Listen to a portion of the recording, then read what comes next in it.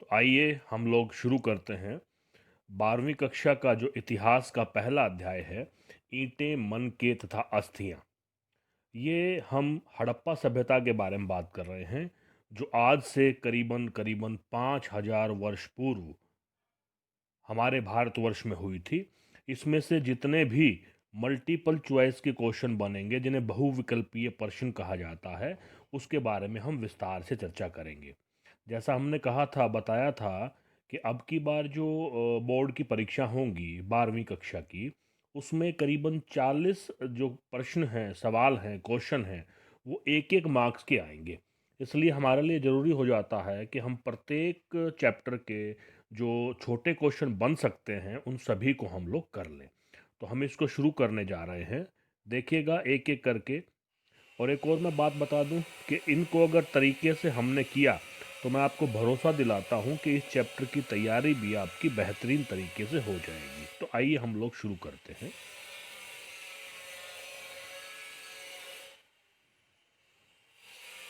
पहला ही सवाल है कि हड़प्पा सभ्यता का काल निर्धारण कब हुआ था, या ये जो सभ्यता थी, ये किस समय में, किस काल में पनपी। देखिए, यहाँ पर जो समझने की बात ये है कि 2600 ईस्वी पूर्व से लेकर के 1900 ईस्वी पूर्व तक, यानी कि करीबन 700 वर्ष ऐसे थे जिसमें ये सभ्यता अपने विकसित दशा में थी। इससे पहले भी बस्तियां थी, इसके बाद में भी कुछ बस्तियां रही होंगी, लेकिन ये जो कालक्रम था, इस कालक्रम में सबसे ज़्यादा विकसित अवस्था में हड़प्पा सभ्यता थी।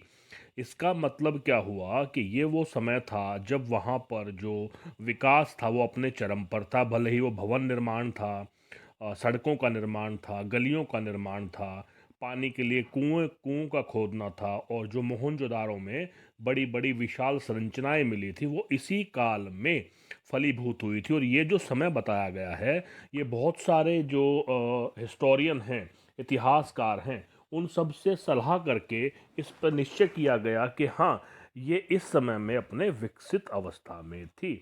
अब देखिए, दूसरा सवाल है कि हड़प्पा सभ्यता को किस दूसरे नाम से जाना जाता है। हड़प्पा सभ्यता को सिंधु घाटी सभ्यता भी कहा जाता है। यहाँ पर ये जान लेना भी आवश्यक हो जाता है कि जो हड़प्पा सभ्यता है, इसको हड़प्पा क्यों कहा जाता है। देखिए, जो हड़प्पा सभ्यता के बहुत सारे ऐसे स्थल हैं जो हमें मिले हैं। आज वो ना केवल भारतवर्ष में है, बल्कि जो भारत से पाकिस्तान का विभाजन हुआ, तो कुछ हिस्से पाकिस्तान में भी चले गए।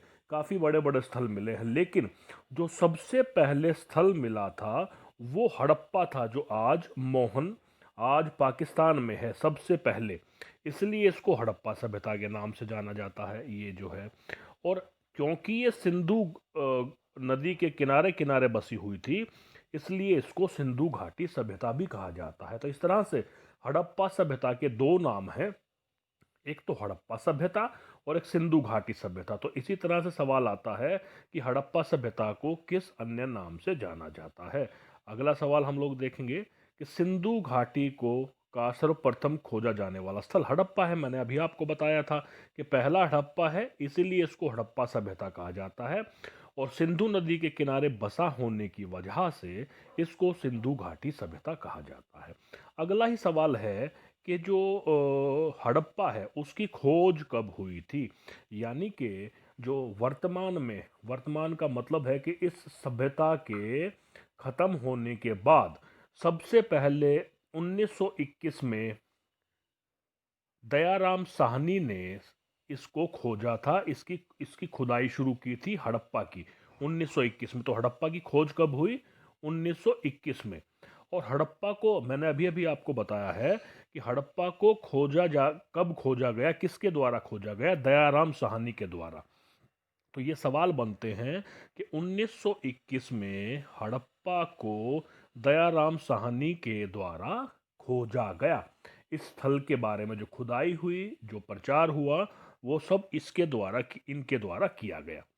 चलिए हम लोग आगे बढ़ते हैं। हड़प्पा कहाँ पर स्थित है, ये भी एक महत्वपूर्ण सवाल है, कई बार आ जाता है।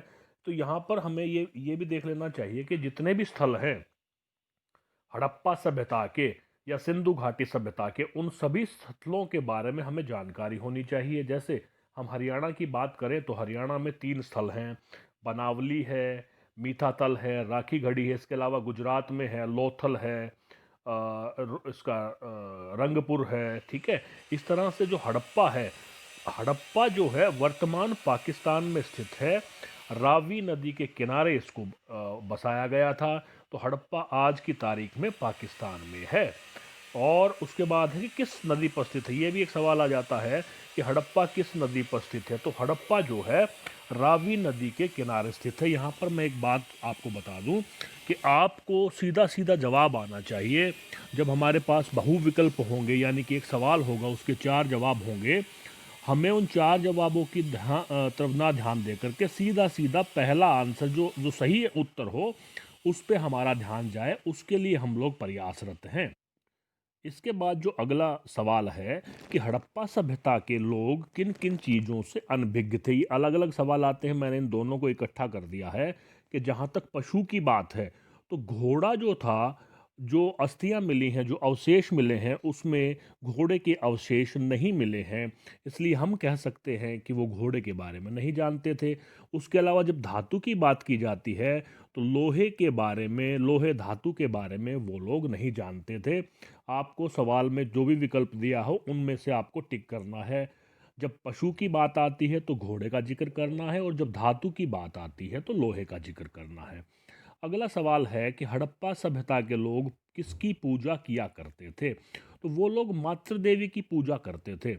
इसका प्रमाण है हमें मिला है मोहनजोदारो से, जो कांसे की नर्तकी की मूर्ति जो मिली है। ये भी एक सवाल बनेगा, आगे मैंने लिखा भी हुआ है। तो इससे हमें आइडिया हो जाता है कि जो हड़प्पा सभ्यता के लोग थे वो मातृ देवी की पूजा किया करते थे। उसके अलावा जब हम लोग ये देखते हैं कि वो जो हड़प्पा सभ्यता के लोग थे, जो हड़प्पा सभ्यता बहुत ज़्यादा फैली हुई थी, तो तब जब उन्हें तांबे की आवश्यकता पड़ती थी तो वो तांबा कहाँ से लिया करते थे। तो राजस्थान में एक प्रदेश है खेतड़ी, खेतड़ी जो राजस्थान में है, वहाँ से ये लोग तांबा लिया करते थे। उसके बाद अगला सवाल बनता है कि हड़प्पा सभ्यता के समकालीन सभ्यता, इसका क्या मतलब हुआ कि हड़प्पा सभ्यता तो थी ही, उस समय विश्व के किसी और कोने में क्या कोई ऐसी सभ्यता थी जो फलीभूत हो रही थी। तो हम देखते हैं, इतिहास पर नज़र डालते हैं, विश्व के दूसरे इलाकों में नज़र डालते हैं। तो आज का जो इराक है, जो दजला और फरात की नदियों के मध्य में बसा हुआ है, वहाँ पर एक और सभ्यता थी जिसको मेसोपोटामिया कहा गया है। 11वीं कक्षा में हमने इसको बड़े ध्यान से पढ़ा भी है। तो हम कह सकते हैं कि हड़प्पा सभ्यता के समकालीन जो सभ्यता थी उसका नाम मेसोपोटामिया था। यहाँ आपको अगर बहुविकल्पीय आता है, एमसीक्यू आता है, मल्टीपल चॉइस क्वेश्चन आता है, तो इसमें कोई भी जवाब दिया हो, लेकिन जो सही जवाब है वो जवाब है मेसोपोटामिया। इसके बाद जो अगला सवाल है, यहाँ पर हम बात करेंगे, सवाल तो आते ही रहेंगे कि हड़प्पा सभ्यता की जो लिपि थी, सबसे बड़ी खास बात तो ये है कि वो लिपि आज तक हम पढ़ पाने में सक्षम नहीं हुए हैं। हमें बहुत सारे चिन्ह मिले हैं। तो हम कह सकते हैं कि वो जो लिपि थी वो चित्रमय थी। वहाँ पर कोई वर्ण वगैरह नहीं थे, लेकिन चित्रों के माध्यम से अपनी बातों को समझाया जाता था। और इसमें 26 मुख्य चिन्ह करती थी।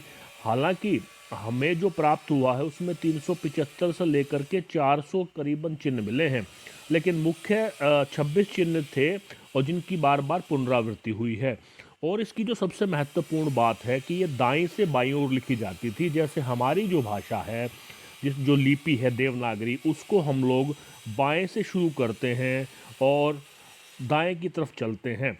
लेकिन जो हड़प्पा सभ्यता की लिपि थी उसमें हम लोग दाएं से बाएं की तरफ चलते हैं।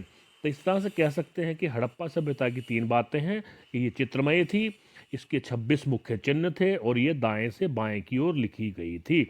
अब हम बात करेंगे मोहनजोदारो के बारे में। मोहनजोदारो के बारे में जो मुख्य बात, कुछ मुख्य बातें हैं, उसमें हम बताएंगे कि एक तो सबसे पहली बात कि इसकी जो खोज हुई थी वो 1922 में हुई थी। आर डी बनर्जी भी इनको कहते हैं, राखलदास बनर्जी भी जी इनको कहते हैं। इनके निर्देश में मोहनजोदड़ो की खुदाई हुई थी, जो आज वर्तमान में पाकिस्तान की सिंधु नदी के किनारे पाया गया है, बसा हुआ था। तो ये चार बातें हैं। कोई भी सवाल आपका आ सकता है कि इसकी खोज किसने की? राखलदास बनर्जी ने की। 1922 में इसकी खोज की गई। आज जो वर्तमान में पाकिस्तान है वहां पर यह स्थित है, और किस नदी के किनारे बसा हुआ है? सिंधु नदी के किनारे पर यह बसा हुआ है। अगला सवाल हम लोग देखते हैं।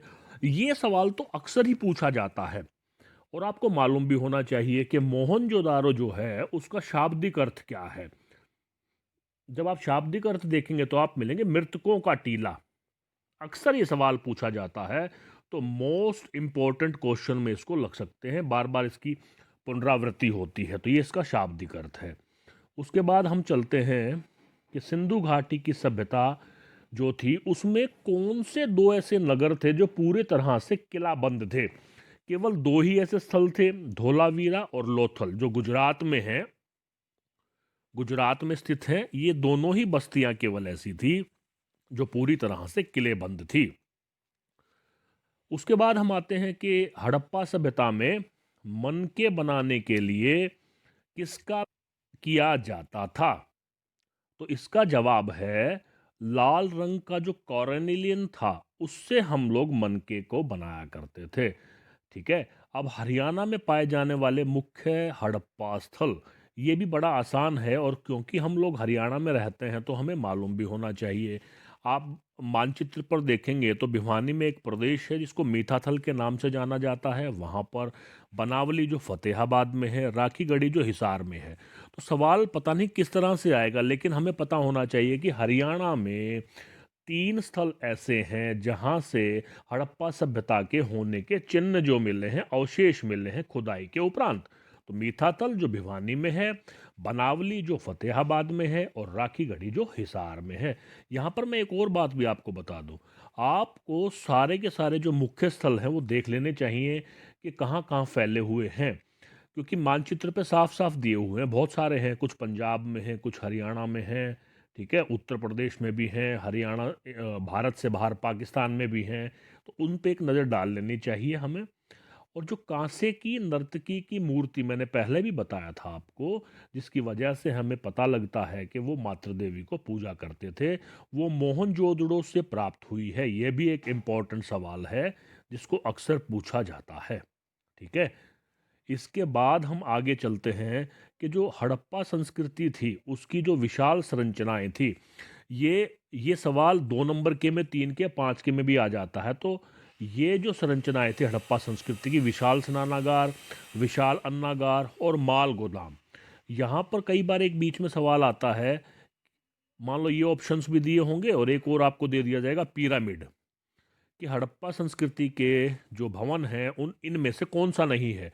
तो ये सारे तो हैं जो मैंने बताए हैं, लेकिन ये पिरामिड पिरामिड जो है वो मिस्र में यानी इजिप्ट में पाए जाने वाली संरचना है, हड़प्पा संस्कृति की नहीं है। तो हड़प्पा संस्कृति की ये केवल ये 3 हैं।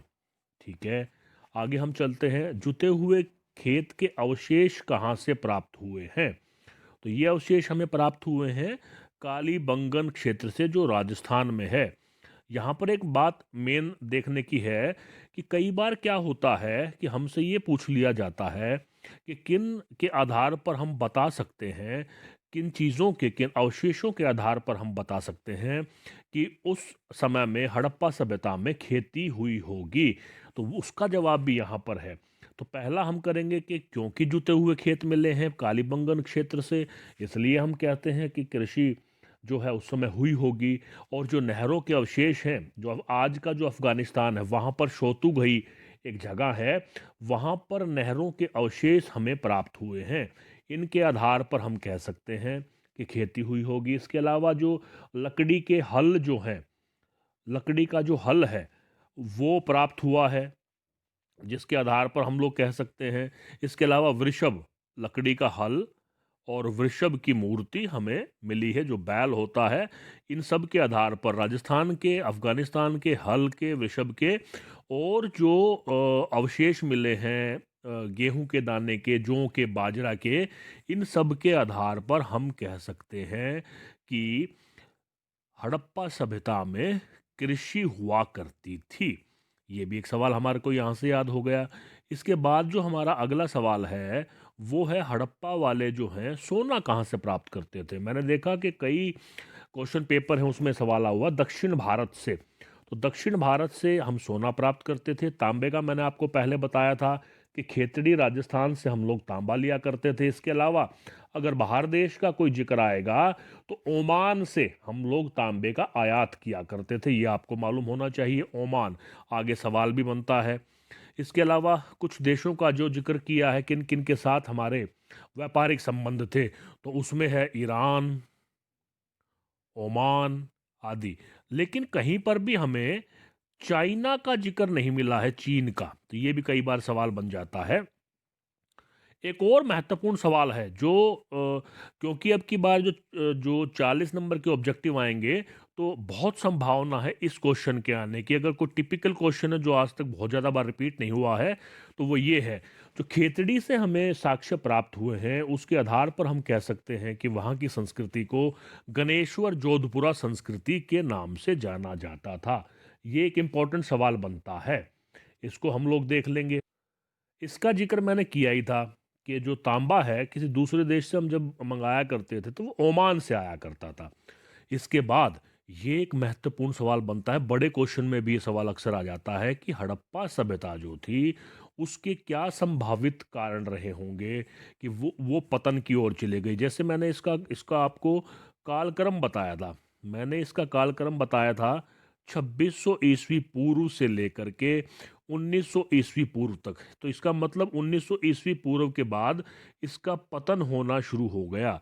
धीरे धीरे ये सभ्यता खत्म हो गई। उसके क्या क्या कारण रहे होंगे, इन कारणों की व्याख्या समय समय पर अलग अलग शिक्षाविदों ने, अलग अलग इतिहासकारों ने, अलग अलग पुरातत्व विशेषज्ञों ने किया था कि हो सकता है कि जलवायु परिवर्तन हुआ हो, जिसकी वजह से ये लोग यहाँ से जाकर के विश्व के किसी और जगह पर या भारत के किसी और जगह पर जाकर के बस गए हों। क्योंकि सिंधु नदी के पास इसकी बसावट थी, तो एक कारण हो सकता है कि बाढ़ आ गई हो, क्योंकि गाद मिली है, कीचड़ के अवशेष मिले हैं, जिससे इस बात का पता लगता है। या फिर क्योंकि जो सिंधु नदी थी उसने अपनी दिशा बदल ली हो, ये भी एक कारण हो सकता है। हम कह सकते हैं कि वनों की कटाई बड़ी मात्रा में हुई होगी, तो जो नेचुरल हैबिटेशन था, बसावट थी, या लोगों की जो ज़रूरतें हैं वो पूरी होना बंद हो गई, इसलिए वो यहाँ से चले गए। एक बड़े स्तर पर नरसंहार, क्योंकि ऐसा कहा जाता है कि बाहर से कुछ लोग आए होंगे, इन्होंने आक्रमण किया होगा, और जो अवशेष हमें मिले हैं, कंकाल हमें मिले हैं, उनके आधार पर कुछ इतिहासकारों ने, कुछ पुरातत्व विशेषज्ञों ने ऐसा कहा है कि बड़े स्तर पर नरसंहार हुआ होगा, उसकी वजह से इस सभ्यता का पतन हुआ होगा। तो यहाँ पर ये हमारे कुछ कारण हैं। बड़े क्वेश्चन भी इसमें आ सकते हैं और छोटे भी पूछे जा सकते हैं। एक ये भी एक महत्वपूर्ण क्वेश्चन आ जाता है कि भाई किस देवता के बारे में जिक्र नहीं होता या किस देवता को नहीं पूजा जाता था। तो यहाँ पर हमारा जवाब होता है, इंद्र देवता की पूजा हड़प्पा सभ्यता में नहीं होती थी। इसके बाद ये बड़ा इंपॉर्टेंट सवाल है और मुझे लगता है कि इस सवाल की, इस क्वेश्चन की फिर से पुनरावृत्ति होगी, पूछा जाएगा कि भारतीय पुरातत्व सर्वेक्षण का जनक व प्रथम डायरेक्टर जनरल कौन था। तो देखिए, बड़ी बड़ी साधारण सी बात है कि हमारा जो पुरातत्व विभाग था उसका गठन हुआ था 1861 में। और 1801 आज इसका जो संग्रहालय, जो मेन इसकी जो ऑफिस है, वो नई दिल्ली में स्थित है। और जो प्रथम डायरेक्टर जनरल जो बने थे वो डायरेक्टर जनरल अलेक्जेंडर कनिंघम थे। ये नाम दिया हुआ है, इनका पूरा नाम है अलेक्जेंडर कनिंघम। इनको ही पुरातत्व सर्वेक्षण का जनक भी माना जाता है और पहले ये डायरेक्टर जनरल भी बने रहे हैं। इसके साथ साथ हमें ये भी कर लेना चाहिए, क्योंकि इनका भी बड़ा योगदान रहा है भारतीय पुरातत्व विभाग में, जनरल जॉन मार्शल जो 1924 में डायरेक्टर बने थे। ऐसे ही 1944 में व्हीलर, इसके IREM व्हीलर इसके डायरेक्टर बने थे। ये लिख लेना, इसके साथ नाम जोड़ना जरूरी है, व्हीलर।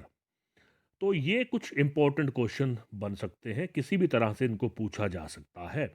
उसके बाद हम देखते हैं कि एक बुक है the story of Indian archaeology. ये भी सवाल, जैसे मैंने आपको वो पिछला सवाल बताया था जो गणेश्वर जोधपुरा संस्कृति के बारे में, इसी तरह से इस क्वेश्चन को भी पूछा जाना स्वाभाविक है कि the story of Indian archaeology के लेखक कौन है। तो ये एस.एन. राव ने ये पुस्तक लिखी थी।